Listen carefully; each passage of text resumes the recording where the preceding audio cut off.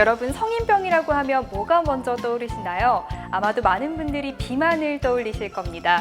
이 비만은 만병의 근원이라고 불릴 정도로 건강에 악영향을 미치는데요. 오늘 알아볼 대사증후군도 이 비만과 밀접한 관련이 있다고 합니다. 자, 그럼 지금부터 자세히 알아볼게요. 이 시간에는 내과 전문의 변창규 과장님 모시고 비만과 대사증후군의 관계에 대해서 이야기 나눠보도록 하겠습니다. 과장님 안녕하세요.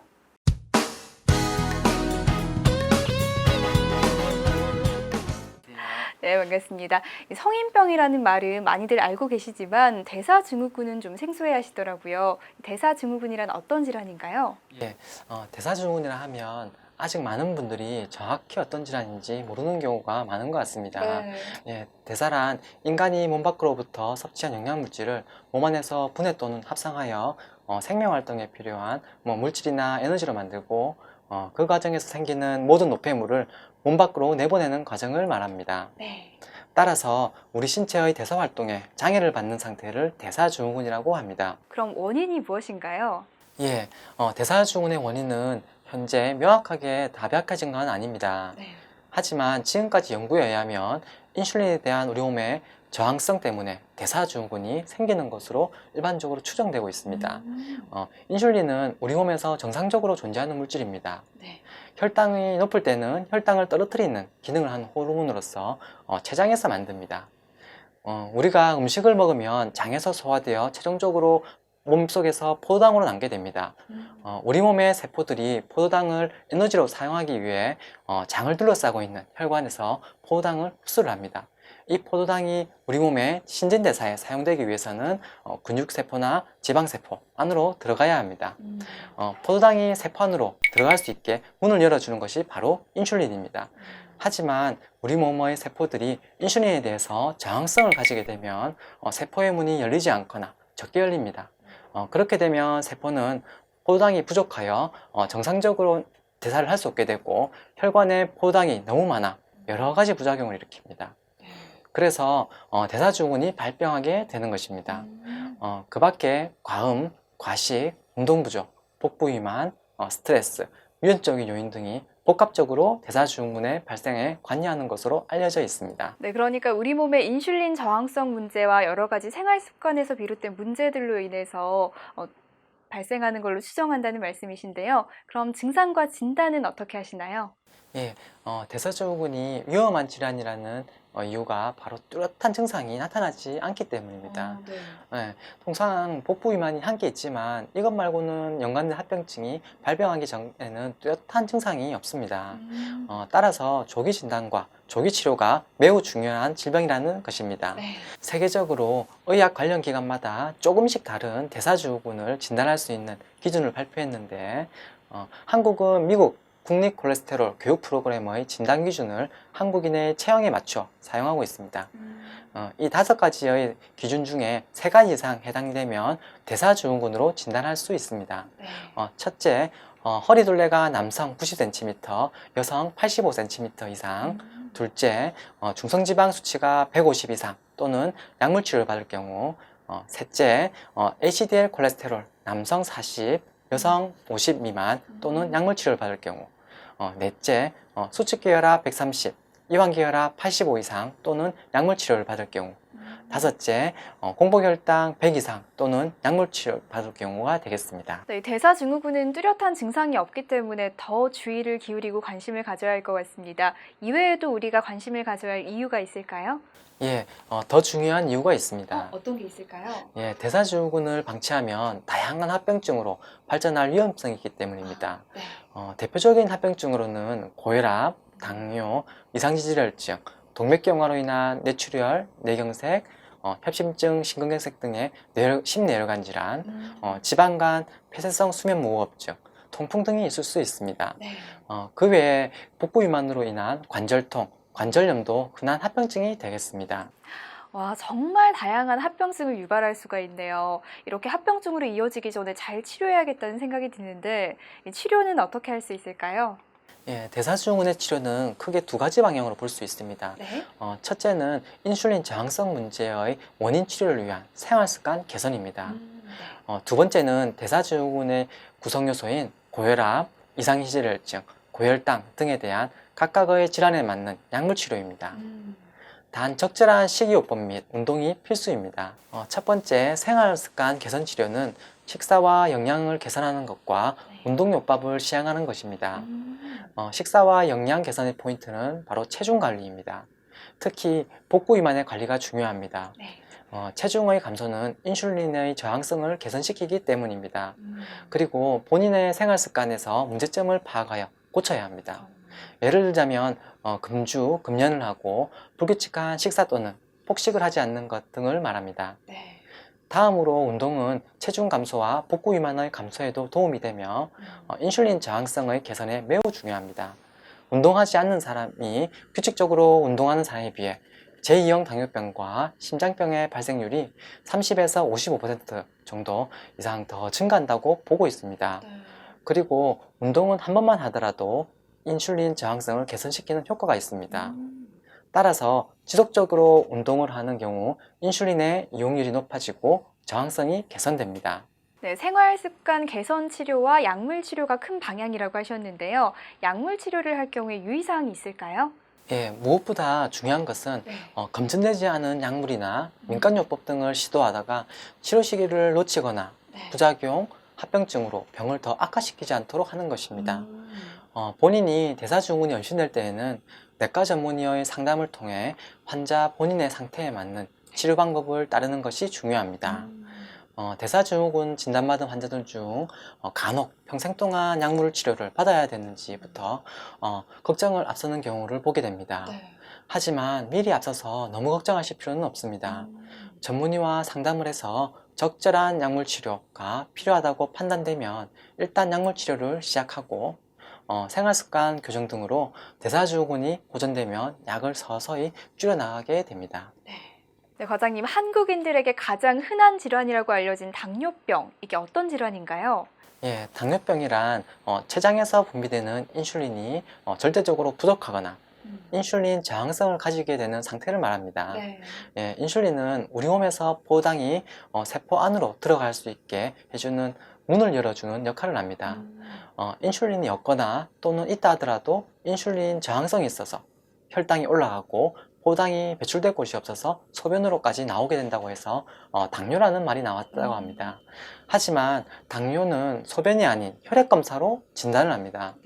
우리나라도 경제가 발전하고 생활 양식이 서구화되면서 당뇨병의 유병률이 급증하고 있습니다. 네, 경제가 발전하고 생활 양식이 서구화되면서 당뇨병 유병률이 급증하고 있다고 하셨는데요. 그럼 원인은 무엇일까요? 예, 당뇨병의 발생에 유전과 환경이 중요한 역할을 할 것으로 생각합니다. 즉, 당뇨병에 걸리기 쉬운 유전적 체질을 부모로부터 물려받은 사람이 당뇨병에 유발하기 쉬운 환경에 노출될 때 발생할 수 있습니다. 당뇨병 유발할 수 있는 환경인자로는 고령, 비만, 스트레스, 임신, 감염, 약물 중 스테로이드 제제, 면역 제제, 뮤제 등이 있습니다. 하지만 환경인자는 유전인자와 달리 본인의 노력으로 어느 정도는 피할 수 있다는 점이 중요합니다. 현대사회에서 당뇨병이 이렇게 급증한 이유는 유전적인 원인보다는 과도한 음식물 섭취와 운동량 감소로 인한 비만증이 증가 때문으로 생각하고 있습니다. 단 것을 많이 먹는다고 당뇨병이 생기진 않지만 단 것을 많이 먹으면 체중이 늘어날 수 있으며 비만증이 생기면 당뇨병이 생길 위험성이 증가합니다. 역시 비만이 빠지질 않는 것 같아요. 이 당뇨병의 증상은 어떤가요? 예, 당뇨병의 증상은 흔히 이제 대표적인 증상으로 삼다라고 이제 부르게 됩니다. 갈증이 많아서 물을 많이 마시게 되는데 이것을 다음이라고 소변을 많이 보게 되는 다뇨, 많이 먹게 되는 다식을 뜻합니다. 그 밖에 당뇨병의 증상으로는 눈이 침침하고 손발이 저리고 여성의 경우 질소양증 등이 있을 수 있습니다. 하지만 혈당이 많이 높지 않을 경우에는 특별한 증상을 느끼지 못하는 경우가 대부분이라 병원을 찾기 전에는 본인이 당뇨인 것을 모르는 경우도 대부분 많습니다. 특별한 증상을 느끼지 못하는 경우가 대부분이라고 하셨는데 그럼 진단은 어떻게 할 수가 있을까요? 당뇨병의 진단은 혈당을 측정해 알 수 있습니다. 혈당 검사란 혈액 속의 포도당 농도를 측정하는 것입니다. 두 가지 방법이 사용되고 있는데 8시간에서 12시간 금식 후에 혈당을 측정하는 공복 혈당 검사가 있고 좀 더 정확한 방법인 당화혈색소 검사가 있습니다. 네. 이 당화혈색소 검사는 지난 2, 3개월 정도 평균적인 혈당 수치를 파악할 수 있어서 당뇨병의 진단 기준일 뿐 아니라 당뇨병 환자들의 혈당 조절이 잘 되고 있는지 여부를 확인하는 검사이기도 합니다. 네, 그런데 과장님, 당뇨병 때문에 생기는 합병증이 위험하다고 들었거든요. 사실인가요? 예, 맞습니다. 네. 당뇨병을 제대로 치료하지 않으면 심각한 합병증이 뒤따릅니다. 음. 당뇨병의 급성합병증에는 케톤산증과 고산도성, 고혈당 상태가 대표적이며 이들은 감염, 심장병, 인슐린 부족, 탈수 등에 의해 의식저하, 쇼크 등이 일어날 수 있으며 치명적일 수 있으므로 조기에 적절하게 잘 치료해야 합니다. 네. 또 혈당이 70 이하로 떨어지면서 식은땀, 공복감, 무력감 등이 엄습하는 저혈당도 대표적인 합병증 중에 하나입니다. 네. 다음으로 만성합병증은 당뇨병이 오래 지속되어 큰 혈관과 작은 혈관에 변화가 일어나면서 좁아지거나 막히면서 생깁니다.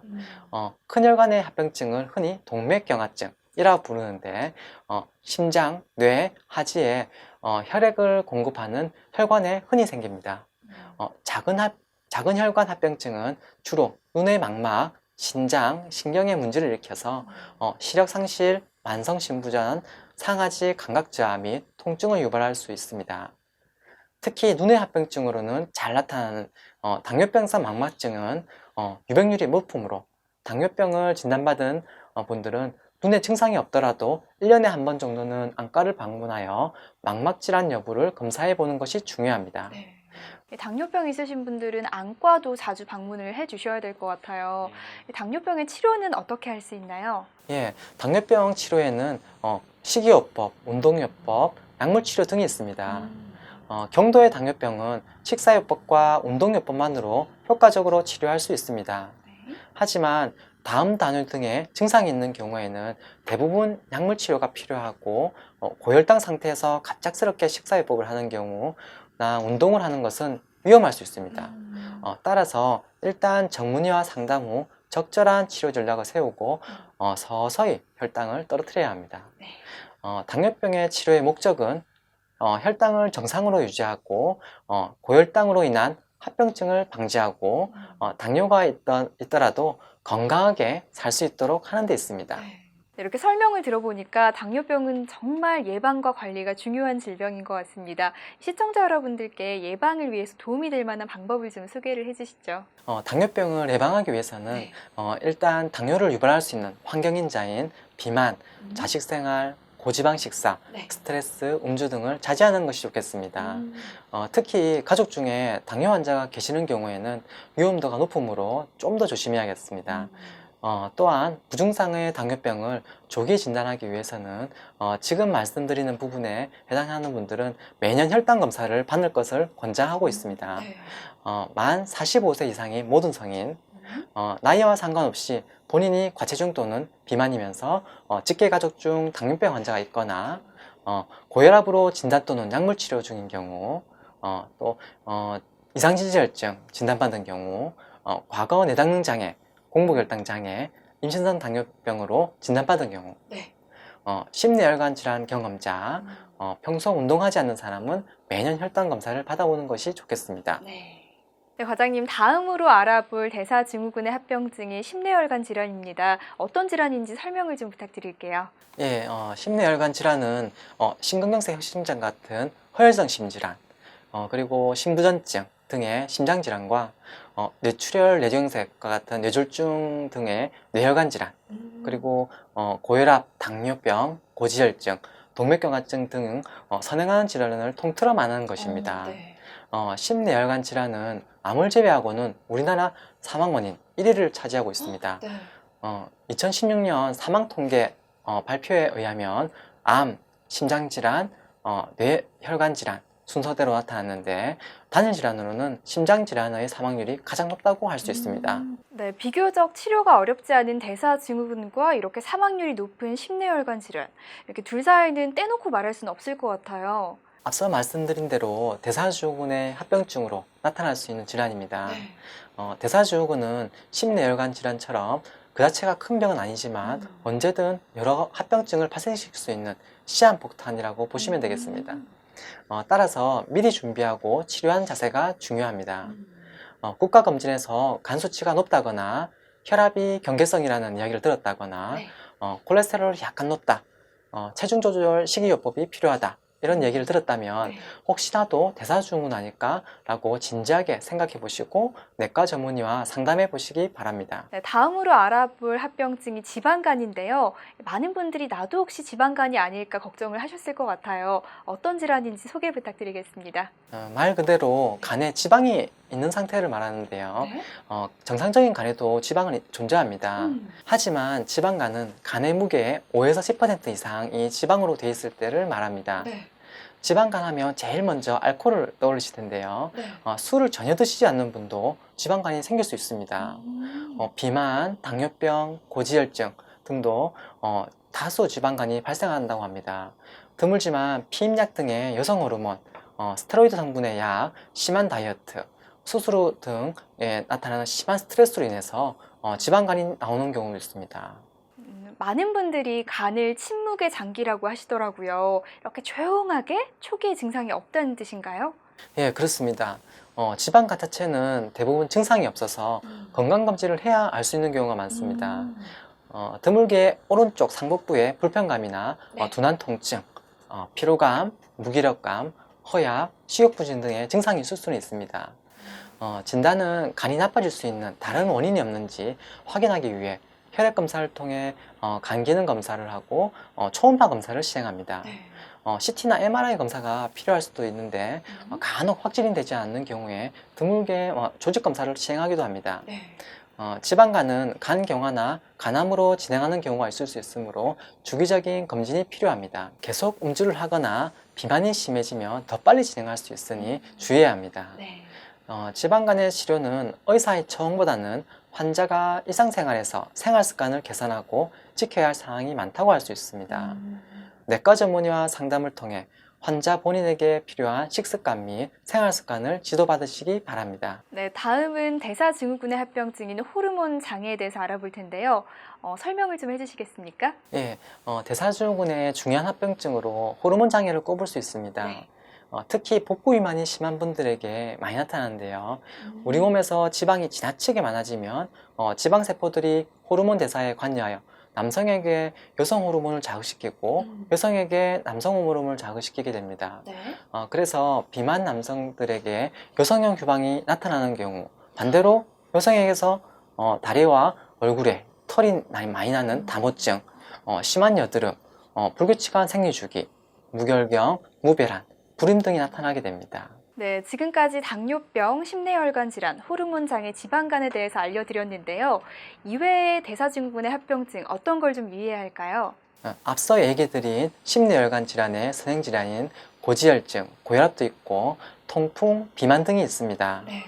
먼저 고지혈증이란 혈액 속의 중성지방이나 콜레스테롤 같은 지방 성분이 높은 상태를 말합니다. 보통 LDL 콜레스테롤 130, 중성지방 150 이상이면 고지혈증이라고 합니다. 네.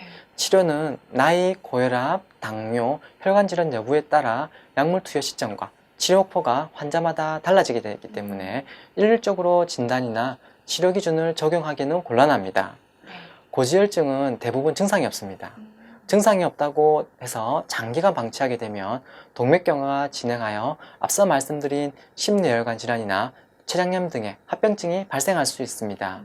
따라서 식이요법과 규칙적인 운동을 통한 생활습관 개선, 체중 조절이 중요하고 저응증이 된다면 전문의와 상담하여 적절한 약물 치료를 해야겠습니다. 네, 고지혈증은 증상이 없다고 하니까요. 평소 건강검진을 통해서 관심을 가져야겠다는 생각이 듭니다.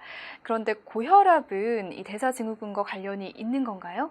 예, 우리 심장은 우리 몸에서 혈액을 공급하기 위해 1초당 1, 2배 정도 수축과 이완을 반복합니다.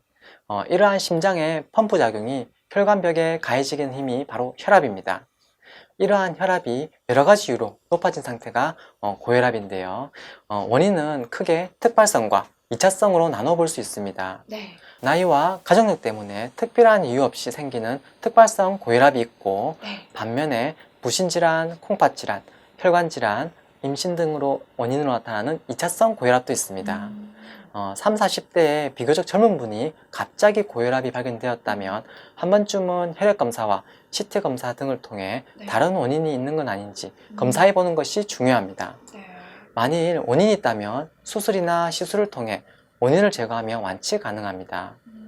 고혈압은 두통, 손저림 등의 증상이 있는 경우도 있지만 네. 증상이 없다가 갑자기 뇌출혈로 쓰러진다든지 하는 경우가 있기 때문에 평소 검진에서 혈압이 높다는 이야기를 들었던 분들은 가까운 병원을 찾으셔서 상담 받아보는 것이 좋겠습니다.